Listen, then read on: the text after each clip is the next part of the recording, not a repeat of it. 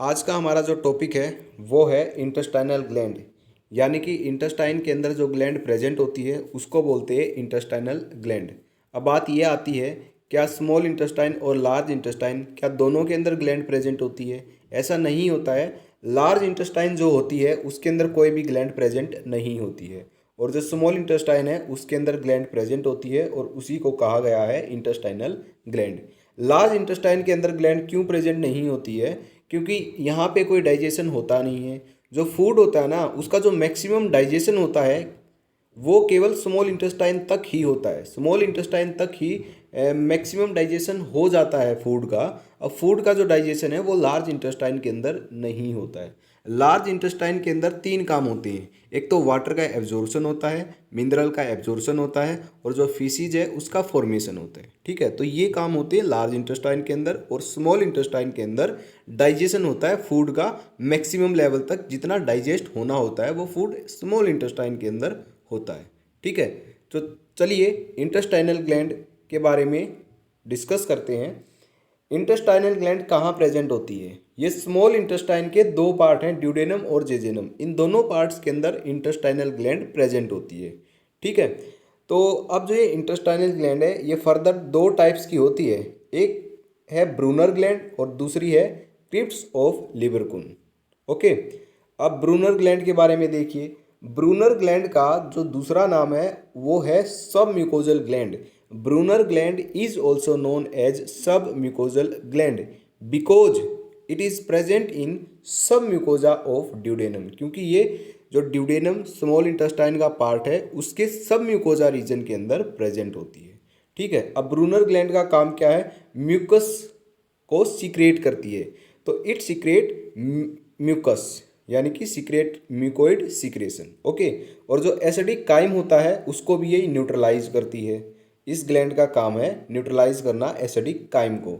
यानी कि फूड के साथ जब फूड इंटेस्टाइन के अंदर आता है तो जो स्टमक से फूड आता है उसके अंदर कुछ एसिड होता है। तो फूड के साथ जो एसिड मिक्स होता है उस पूरे को एसिडिक काइम बोला गया है, तो उसको वो न्यूट्रलाइज करती है। तो ये ब्रूनर ग्लैंड का काम होता है। ओके, जो इसका सीक्रेशन है, ब्रूनर ग्लैंड का सीक्रेशन है, वो स्टिमुलेट किया जाता है एक लोकल हार्मोन के द्वारा जिसका नाम है ड्यूओक्राइनिन। ओके, अब नेक्स्ट देखिए, नेक्स्ट है क्रिप्स ऑफ लेबरकुन। ये कहाँ प्रेजेंट है? ये प्रेजेंट है ड्यूडेनम और जेजेनम के अंदर। ये है म्यूकोजल लेयर के अंदर। ओके, यहाँ पे एक बात आपको बहुत अच्छे से याद रखनी है। ब्रूनर जो ग्लैंड है वो प्रेजेंट होती है सब म्यूकोजा रीजन ऑफ ड्यूोडेनम। ये केवल ड्यूोडेनम के अंदर प्रेजेंट होती है और सब म्यूकोजा रीजन के अंदर। म्यूकोजा रीजन के अंदर नहीं होती। म्यूकोजा अलग है, सब म्यूकोजा अलग है। ओके, तो ये प्रेजेंट होती है सब म्यूकोजा ऑफ ड्यूडेनम। और जो क्रिप्स ऑफ लिबरकुन है ये प्रेजेंट होती है mucosal layer of duodenum and jejunum. ये ड्यूडेनम और जेजेनम दोनों पार्ट के अंदर होती है, लेकिन सब म्यूकोजल रीजन के अंदर होती है। राइट, ये टाइप्स है सिंपल ट्यूबुलर ग्लैंड की टाइप होती है। जो इसका सीक्रेशन है वो भी एक लोकल हार्मोन के द्वारा स्टिमुलेट किया जाता है, उसका नाम होता है एंटेरोक्राइनिन। ओके, तो ये इंटेस्टाइनल ग्लैंड की दो टाइप्स थी। अब बात यह आती है कि म्यूकोजा क्या होता है और सब म्यूकोजा क्या होता है, कौन कौन सी लेयर होती है। ठीक है, तो चलिए मैं आपको बताता हूँ।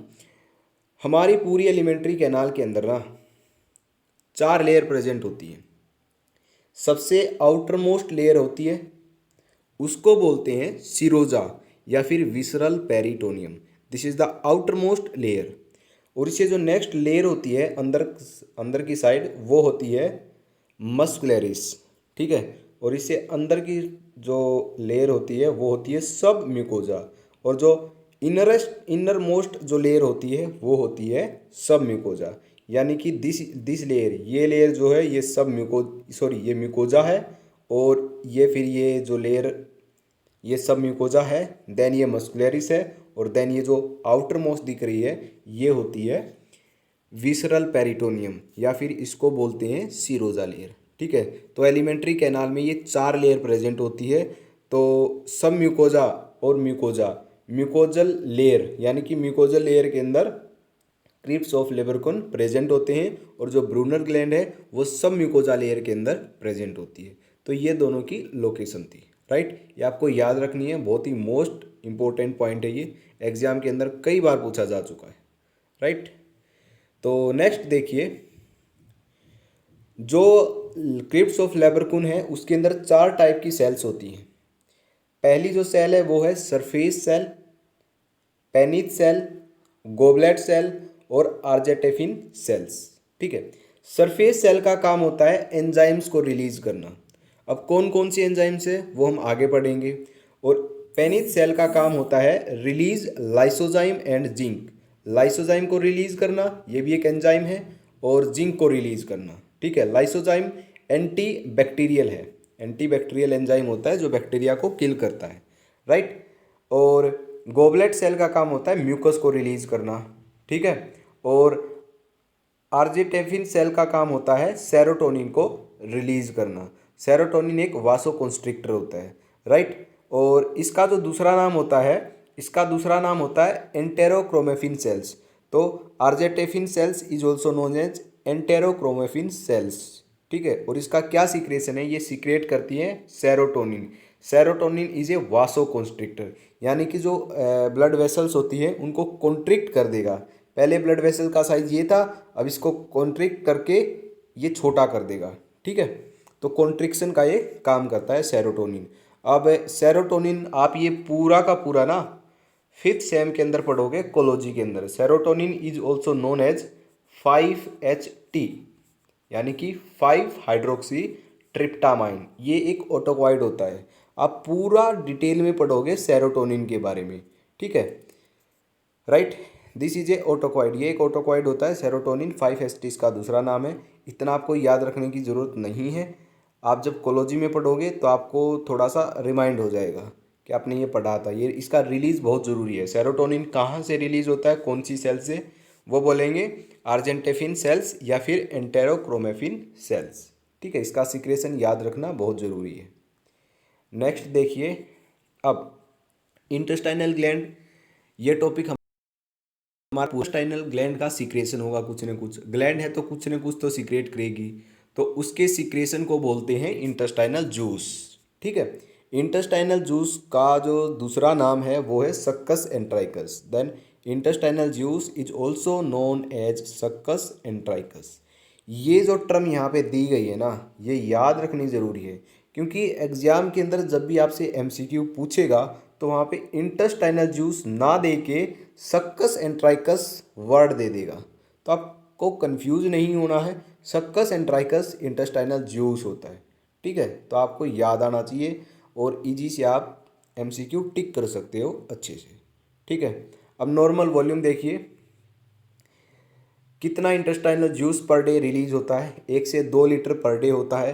पीएच कितना होता है इंटेस्टाइनल जूस का, वो होता है 4.6 से 4.8। और एंजाइम रिलीज होती है, और एंजाइम भी होते हैं इंटेस्टाइनल जूस के अंदर। अब वो कौन कौन सी एंजाइम है उसके बारे में देखते हैं। यहाँ पे 12 एंजाइम दिए हुए हैं जो कि इंटेस्टाइनल जूस के अंदर होते हैं। पहला है डेक्स्ट्रिनेज, ठीक है। दूसरा है माल्टेज, तीसरा है आइसोमाल्टेज, राइट। और देन फोर्थ आता है lactase. Fourth enzyme is the lactase enzyme. And fifth is the, और लैक्टेज का दूसरा नाम क्या है, बीटा गैलेक्टोसाइडेज। तो बीटा गैलेक्टोसाइडेज इसका दूसरा नाम है। फिफ्थ एंजाइम आता है सुक्रेज, या फिर इसको इन्वर्टेज भी बोल देते हैं, ठीक है। और फिर सिक्स्थ है न्यूक्लियोटाइडेज, और फिर आता है न्यूक्लियोसाइडेज, देन फॉस्फेटेज।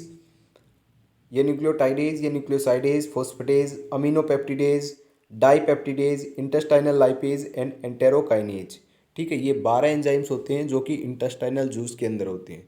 अब इनका काम देखिए, किस एंजाइम का क्या काम होता है। जो पहले 5 एंजाइम है ना, ये वाले, ये जो पहले 5 एंजाइम है ये करते हैं कार्बोहाइड्रेट को डाइजेस्ट। तो कार्बोहाइड्रेट का डाइजेशन जो होता है इन 5 एंजाइम्स की वजह से होता है। कार्बोहाइड्रेट को ये डाइजेस्ट करेंगे 5 एंजाइम, ठीक है। नेक्स्ट जो 3 हैं, न्यूक्लियोटाइडेज, न्यूक्लियोसाइडेज एंड फॉस्फेटेज, इनका काम होता है न्यूक्लिक एसिड को डाइजेस्ट करना।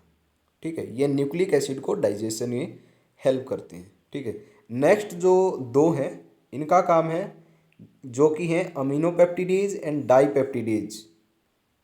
ओके, अमीनोपेप्टिडेज और डाईपेप्टिडेज, ये दोनों के दोनों, ये जो पांच थे ये करते थे कार्बोहाइड्रेट को डाइजेस्ट, ये जो तीन हैं ये डाइजेस्ट करते थे न्यूक्लिक एसिड को, और जो दो हैं ये प्रोटीन को डाइजेस्ट करेंगे, यानी कि प्रोटियोलाइटिक एंजाइम होते हैं जो कि प्रोटीन के डाइजेशन में हेल्प करते हैं। इंटेस्टाइनल लाइपेज यानी कि जो लिपिड को क्या करेगा, डाइजेस्ट करेगा। फिर है एंटेरोकाइनेज, इसका काम होता है ट्रिप्सिनोजन को एक्टिवेट करना। ये जो ट्रिप्सिनोजन एंजाइम है ये हमने पीछे पढ़ा था, कहाँ पे पढ़ा था, ये पढ़ा था पेंक्रियाटिक जूस के से निकलता है ये। ठीक है, पेंक्रियाटिक जूस के अंदर होता है ये। जब पेंक्रियाटिक जूस को ड्यूडेनम के अंदर पोर किया जाएगा तो वहाँ पे क्या होगा, उसके अंदर ट्रिप्सिनोजन होगा, और ट्रिप्सिनोजन जैसे ही एंटेरोकाइनेज के कांटेक्ट में आएगा तो एंटेरोकाइनेज इसको एक्टिवेट कर देगा, यानी कि ये जो ट्रिप्सिनोजन है ये इनएक्टिव फॉर्म के अंदर है। ठीक है, जैसे ही एंटेरोकाइनेज इसको एक्टिवेट करेगा तो ये जो ट्रिप्सिनोजन है ये कन्वर्ट हो जाएगा एक्टिव फॉर्म में, यानी कि ट्रिप्सिन फॉर्म में। ठीक है, ट्रिप्सिन फॉर्म में एक्टिव हो जाएगा और फिर ये अपना काम स्टार्ट कर देगा, और इसका काम होता है प्रोटीन डाइजेशन का। तो प्रोटीन डाइजेशन का इसका काम होता है। This is a proteolytic enzyme. तो ये 12 एंजाइम से टोटल जो कि इंटेस्टाइनल जूस के अंदर प्रेजेंट होते हैं, सबका काम मैंने आपको बता दिया, सब कुछ समझा दिया है।